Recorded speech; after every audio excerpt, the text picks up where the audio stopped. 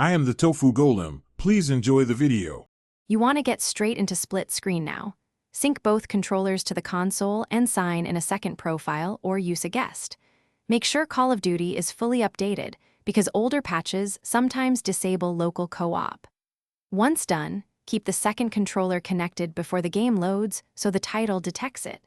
If you plan to play online, sign both accounts into Xbox Live, otherwise stick to local modes. This close preparation prevents detection issues, and now you begin the middle steps. From the main menu, choose the mode, multiplayer for competitive or campaign for co-op, and make sure the host creates or joins a lobby. Then press on the second controller to join, choose the second profile, and confirm the slot. Once both players are present, pick the game mode, map, and any class/loadout. Make sure to adjust screen settings or HUD scale if the split makes text too small. These tweaks keep both players comfortable and clear. Finish by having both players ready up and starting the match or mission. You'll see the screen split automatically once the map loads.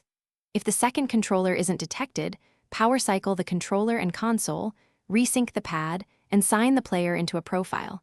That fixes most hardware or profile hiccups.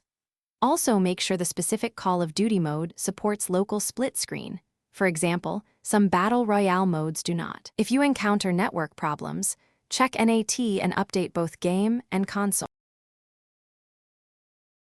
Thanks for watching. Consider subscribing if we helped you today.